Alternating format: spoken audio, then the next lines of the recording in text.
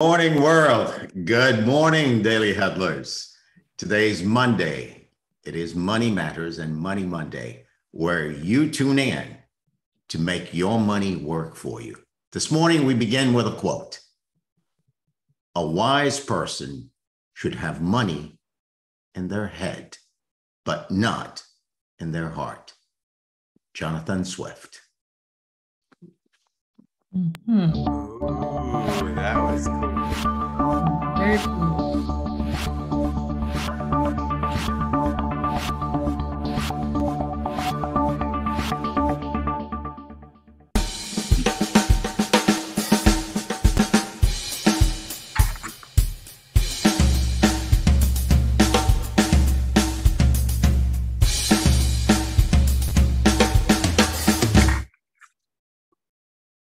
Good morning, good morning, good morning. You are here.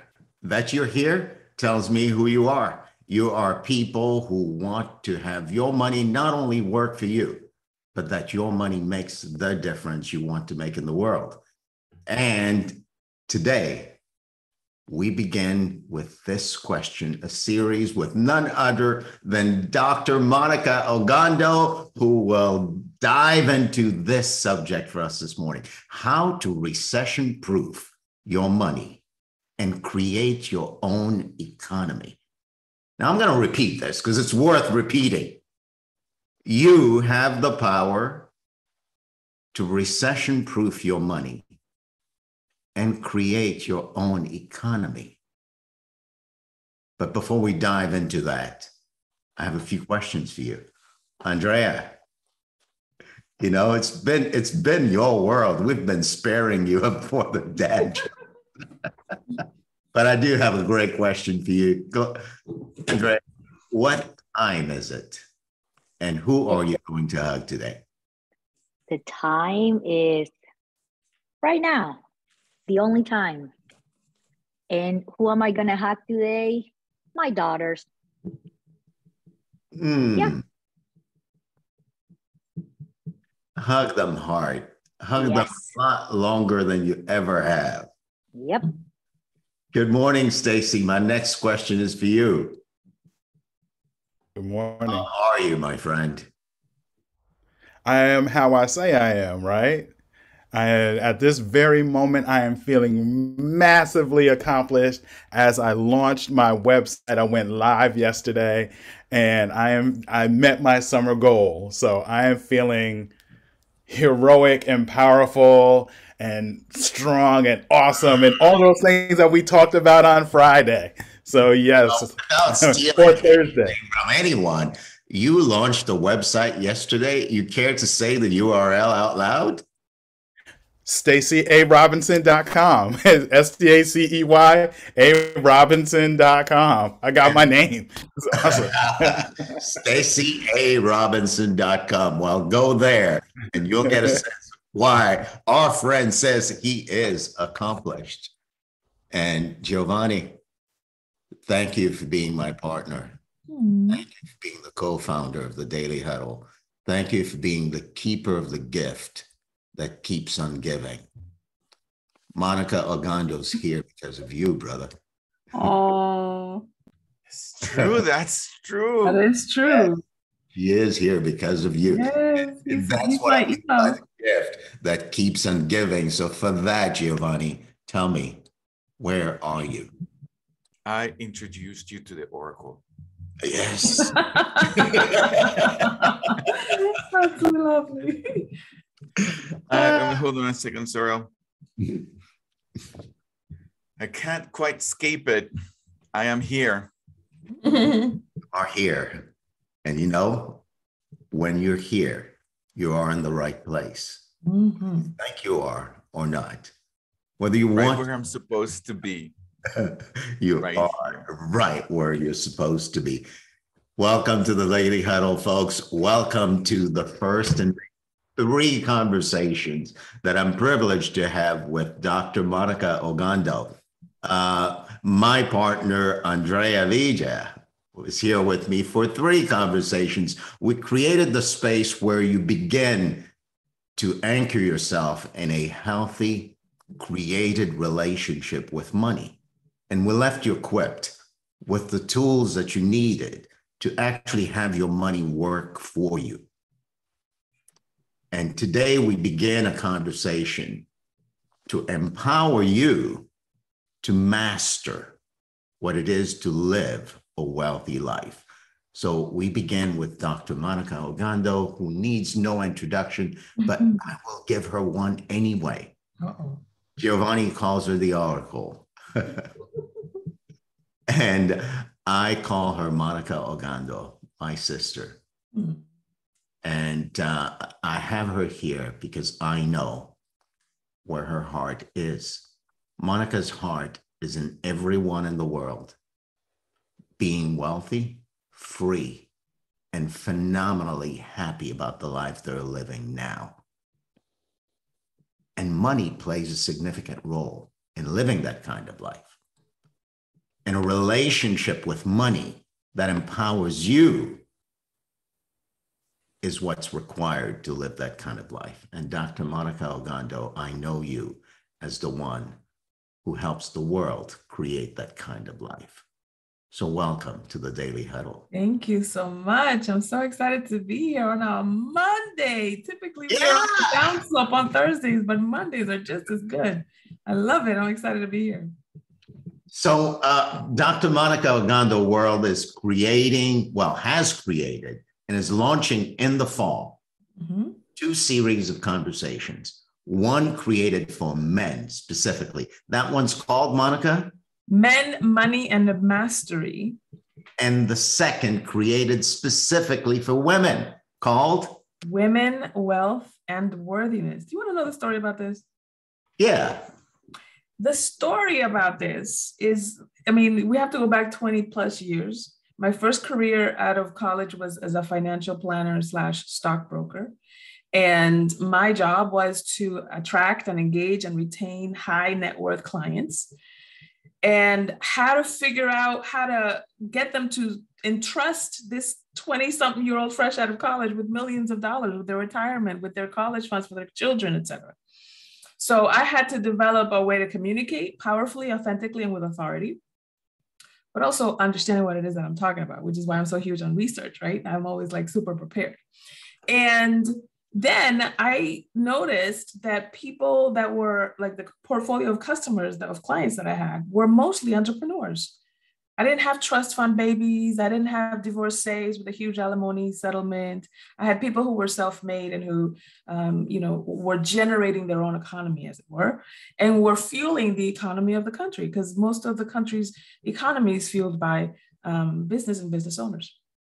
And so fast forward 20 years, one of the conversations that typically continued to have that I saw the pattern was specifically with women entrepreneurs, is that the internal conversation about worthiness in this culture either accelerated or derailed our ability to make and sustain wealth. And I started teaching a cohort of women, wealth, and worthiness based on that. It was a combination of mindset, money mindset, and financial literacy, and then the inner work, the spiritual and psychological work of our worthiness conversation. And the more women that came to study under women, wealth, and worthiness, they were like, well, what gives? What about, can I bring my husband? Can I bring my boyfriend? I have a man that could use this conversation.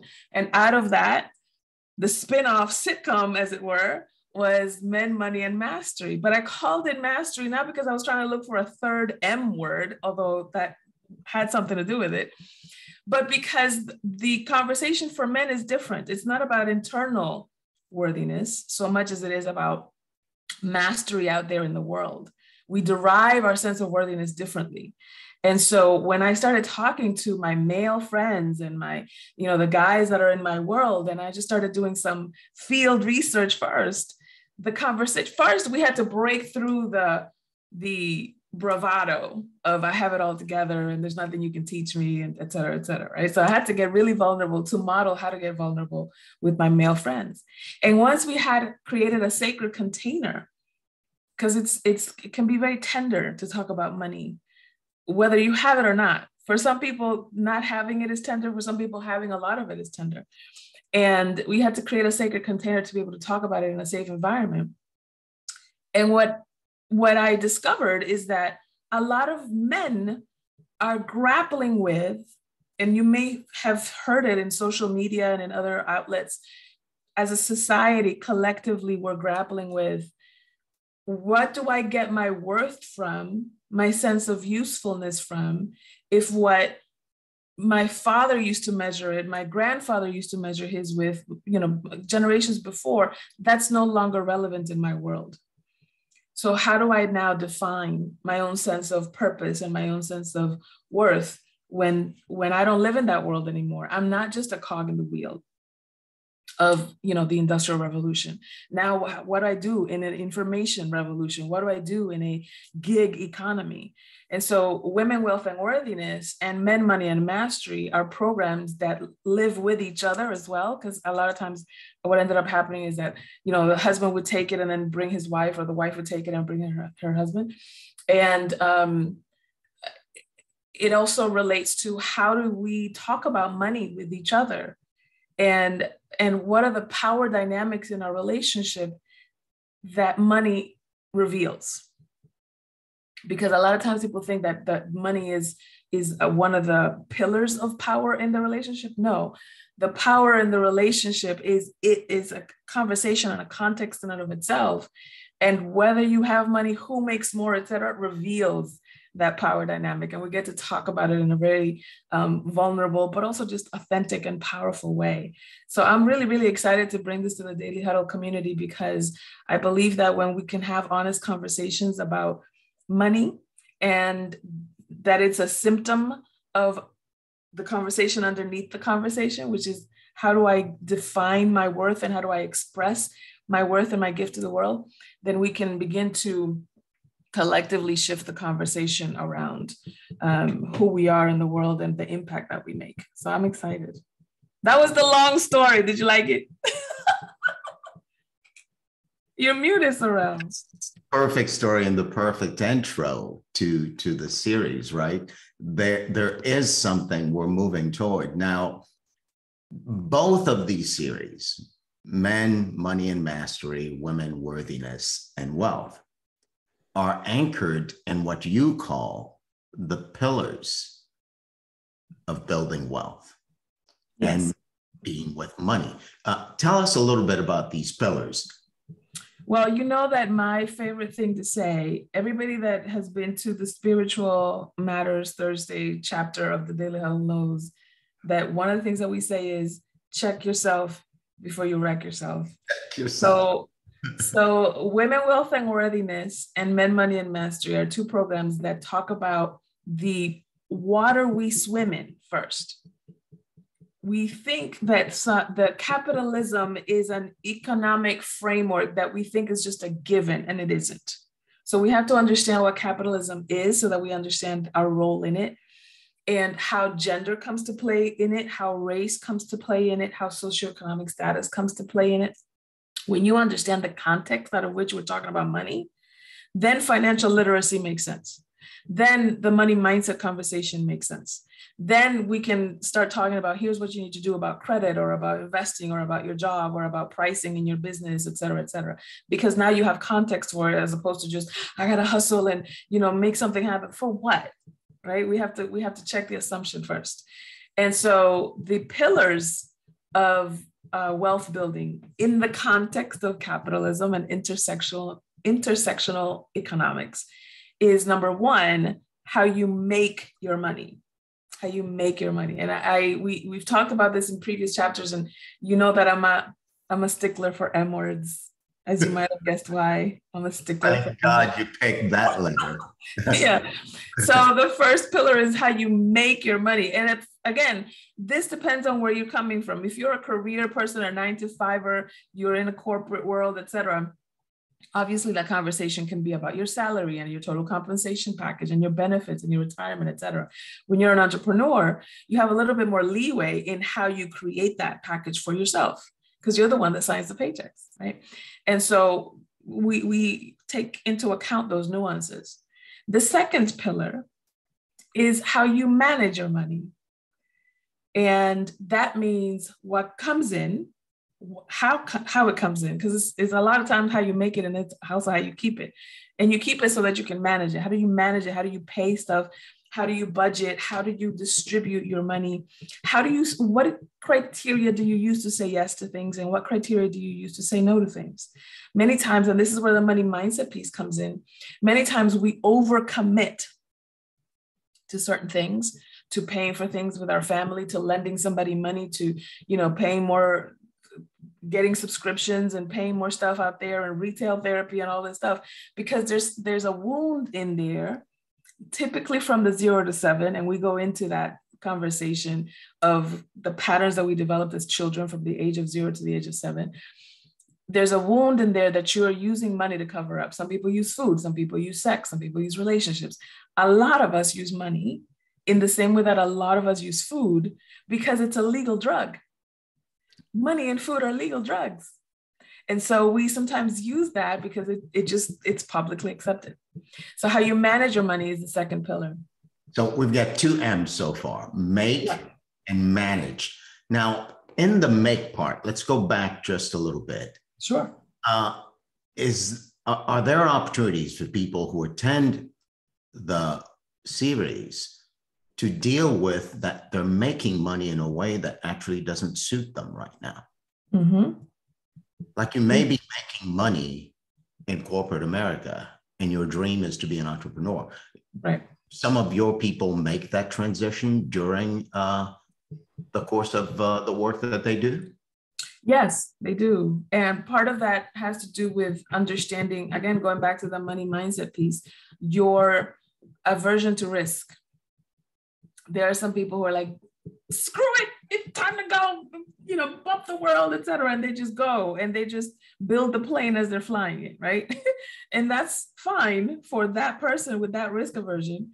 Somebody else is like, hold on, I need 3 months of expenses. I need to make sure that my 401k is legit. I need to make sure that all my ducks are in a row. And so we delve into again, the criteria out of which you make those decisions, so that you can make that shift, so that it can honor who you say that you are. Perfect.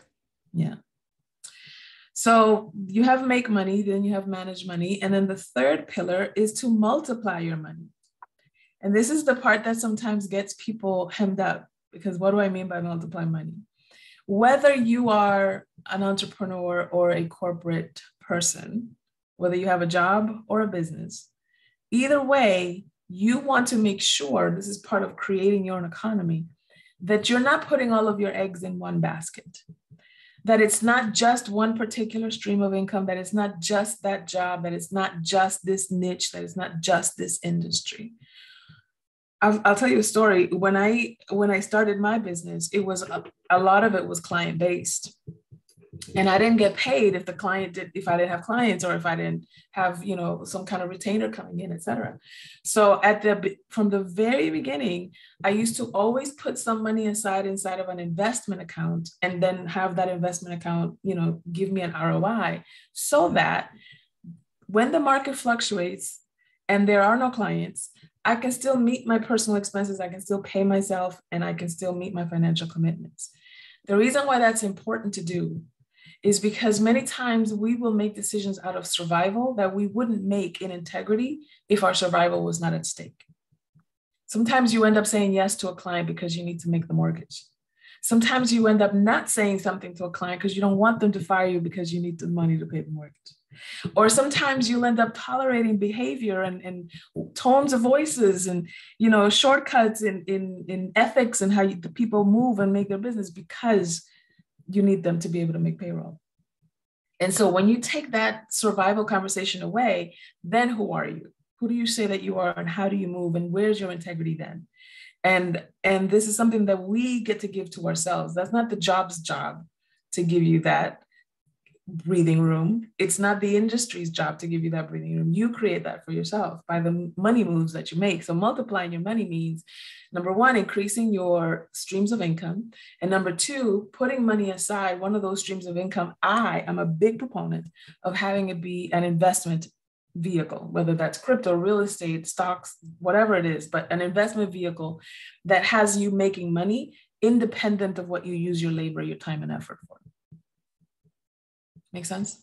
Makes complete sense. I love the part you talked about integrity. Mm-hmm. Actually multiply your money in such a way that it creates the space for you to be who you say you are and not compromise that. Yeah.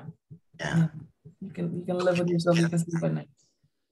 Out of practicing with you and diving into the third M. What's the fourth M?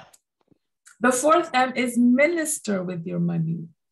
You know, anybody that's in the Daily Huddle community has a big heart. That's just the assertion and the assumption out of which I operate. And we always want to leave the world better than we find it. We do that by ministering. We minister with our time, with our energy, with our efforts, with our beliefs, with quality time. You know, we give people love languages everywhere, either with our physical touch, with our gifts, with our quality time, with our acts of service. Sometimes our businesses, our professions are the very act of service that fuels our lives, right? So when you minister with your money, it's way beyond just tithing.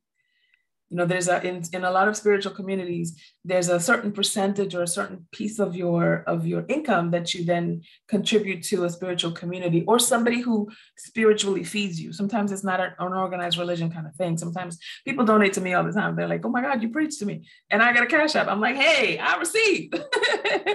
And so speaking of Oracle, Giovanni, that was for you. So when you minister with your money, then you get to really think about in a very strategic and holistic and authentic way, what legacy do I want to leave behind? What wake do I want to leave behind? If you can think of your life as a boat, you know, like on a lake or something, it leaves a wake behind. And depending on how rough the waters are and depending on how well you drive that boat, that wake can be pretty turbulent or non-existent. And so you want to think about, what does that mean when I'm gone? And then we start talking about like life insurance and estate plans and wills and trusts. And there's templates in there that can give people something tangible that they can actually practically do in their lives. But then thinking strategically, like on a month-to-month basis, who do I donate to? Who do I contribute to? Who do I say yes to? When a family member comes and says, let me hold $1,000. First of all, do I have $1,000? Two, do I want to loan it? Or do I want to give it? Do I want to call it a loan, but psychologically and emotionally, it's as good as gone for me and I'm okay with that? So these are the kinds of things that you want to think about when you're thinking about ministering with your money, because then you have an idea of circulation. It's the reason why we call money currency is because it's supposed to be a current. It's supposed to circulate. It's supposed to come to you and out of you. And so when you minister with your money, you do that in a way that is proactive as opposed to reactive. And you do it in a way that is aligned with your values as opposed to just out of obligation. Mm. So if we look at the two programs, Men, Money, and Mastery, Women, Worthiness, and Wealth and Worthiness, 12 weeks is the program. So what does 12 weeks in the life of a participant look like? The first month is a little bit like, say Before again? we take it to questions. Oh, yes. So the first month is very much like setting the foundation. It feels like if anybody's ever gone to college and has like pledged a fraternity or sorority, it kind of feels like hazing week. Because we're confronting a lot of conversations about money that we sometimes have not given ourselves permission to even sit in, let alone come up with answers. And so the first month is just really the foundational part of, again, talking about capitalism and the history of money. And there was a time, Sorrel, when you didn't have wealth, you were wealth. You were a line item in somebody else's wealth spreadsheet, as it were, or the woman was, right? Because of our race, because of our gender, because of our socioeconomic status, et cetera. And a lot of times the mindset, the block that we have about having wealth comes from epigenetically this leftover trauma of, if I have wealth, it means I have to own people. It means I have to do things that I don't agree with morally. And so therefore, let me not. have wealth, because then it means that I'm a greedy, you know, cancer on society or whatever, right? So we have to break up those beliefs, those mindsets, those assumptions, conscious and otherwise, out of which we live our money lives. So that then on top of that, we can put, and this is what the second and the third month are about, strategies, financial literacy strategies. Some people don't know how to build credit, or don't know how to fix their credit, don't know how to budget, don't know how to invest. How do I get an investment account started when I'm a business owner? What is the role of a 401k when I'm in business? Why should I max out my contribution to a 401k at my job? What's the purpose of that? So we go through all of those financial literacy foundational pieces, so that then you walk away out of those 12 weeks with, here's what I'm doing. I took my head out of the sand. I got clear on where I am and where I'm going, and I have the tools and the strategies to get there. It's the beginning, right? It doesn't solve all the problems, but it definitely gets you on your way. Now, I know I'm putting you on the hook. 4 M's. Does that mean 4 appearances to give us a guide on each of the M's? Don't threaten me with a good time. You know I'll do it. You'll do it? No, I'll do it. Don't threaten me with a good time. Look at Stacy laughing. Well, let's open it up to the rest of the world for questions, Monikah. And questions, comments. You're intrigued. You're poked. Aha moments. Over there. Vents and grievances. Go ahead, Gio. Dr. Monikah, I got a question, and I'd love to get your thoughts on yes, on your experience. One of the things that has really helped me, make money, manage money, multiply my money, minister with my money, is this relentless stand for, sort of like what you were pointing to there, is to risk, to take action, to continue to do it, to continue to do it, to continue to do it, to continue to do it, and fail forward with optimism, right? And I have found a kind of I don't know what the right word is. Like, skepticism is not the right word, but it's the first one that came in. Okay. When I help people myself, or when I try to tell people, align yourself with the right values and the right relationship. I'm almost like, I almost want to tell them, no, go take action, go fail, go keep doing it and keep failing, and you discover yourself in the process. And it doesn't quite work either, because then most people end up rebuilding their wealth all the time. Yeah. What are your thoughts on this? I think most people don't take action, and they get stuck with the conversation that makes sense. Yes. Well, that's why one of my favorite hashtags is #stand for the and. I'm a big proponent of the integration piece. We strategize and take action. It's kind of like breathing. You have to inhale and exhale in order for a breathing cycle to be complete, right?